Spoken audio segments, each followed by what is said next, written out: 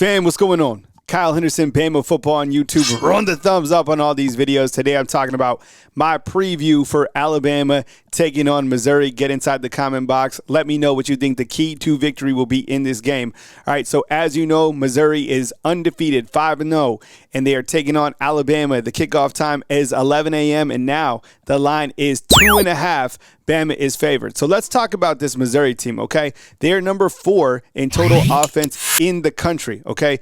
On defense, they are number 2 in the country. Comparatively to Alabama, Alabama is 26th on offense in the nation and 20th in the nation on defense, right? This is a very disciplined front. They are very aggressive. They are going to come after Ty Simpson. I promise you, I will talk about that more in the back end. And I know what you're thinking.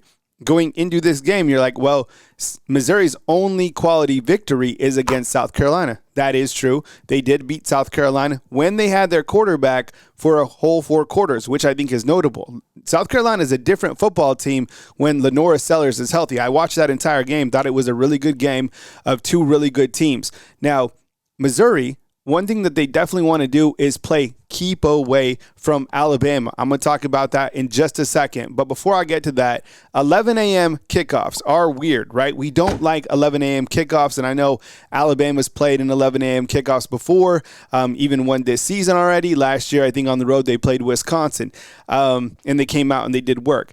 This one is a little bit different because I think, coming off these 2 victories, you're going to the road.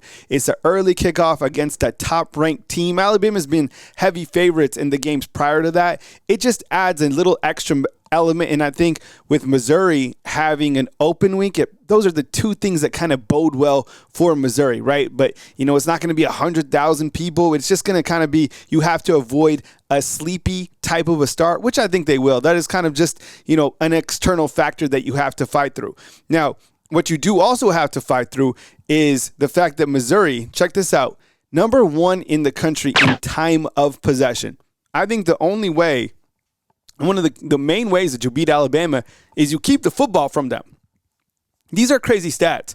They had the football for 35 minutes against South Carolina. They had the ball for 42 minutes against Louisiana. And they had the ball for 40 minutes against Kansas. Missouri wants to hold the football. They want to win time of possession. I was so proud last week when Alabama played Vanderbilt because that was Vanderbilt's game plan too, right? Time of possession. Well, guess what?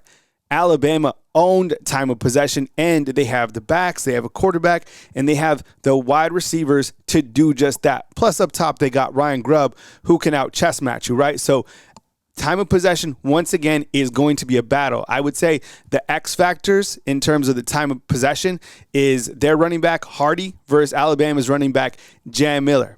Last week, I thought Jam Miller looked fantastic against Vanderbilt. I even thought he looked really good against Georgia. He kind of gives Alabama an added edge, right? So time of possession certainly will come into play in this game particularly.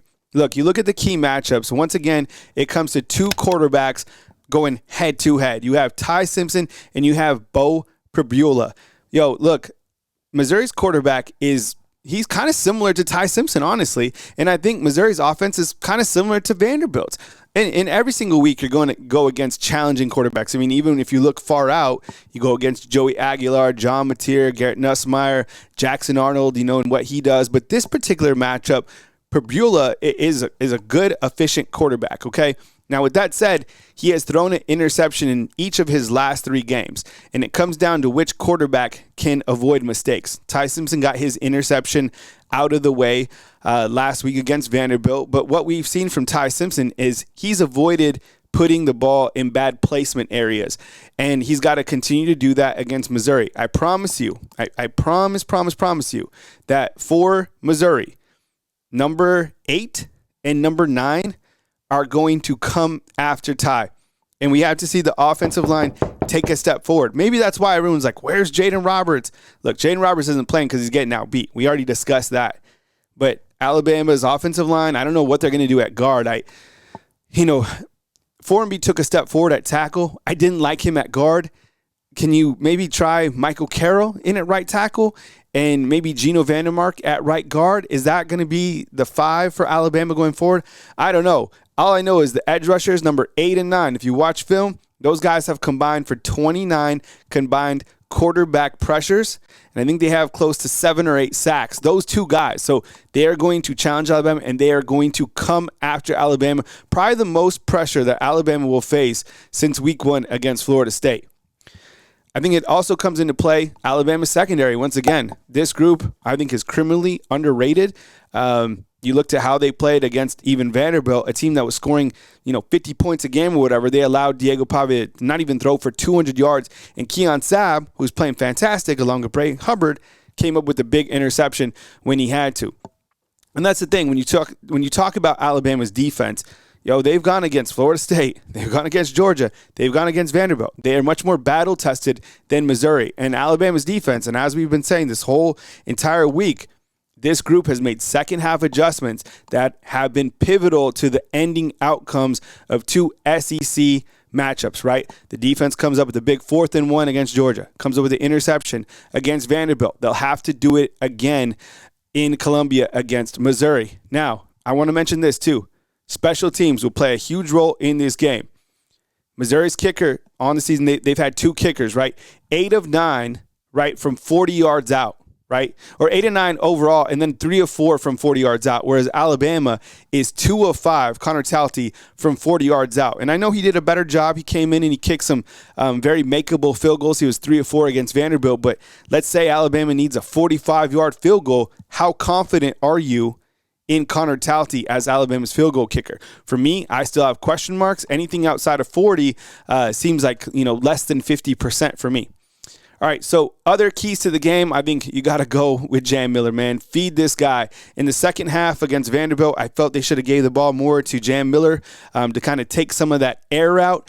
What do you think? Do you agree with me? Do you disagree? But I think Jam Miller is probably close to 100 yards rushing once again. He just gives Alabama's offense another element. Ty Simpson, he has to avoid turnovers and just do his thing. We're not even close to the ceiling of Ty Simpson. People starting to talk about him being the number 1 draft pick, the Heisman. All that is rat poison. Focus on this particular game and just continue delivering the ball to your elite wide receivers. The elite wide receivers, you imagine being a defense out there and having to figure out how you're going to stop Alabama's wide receivers. What a nightmare, right? Special teams will come into play. I think if Missouri wins that time of possession, they have a better opportunity to win this game clearly. Third down is going to come into play heavily in this game.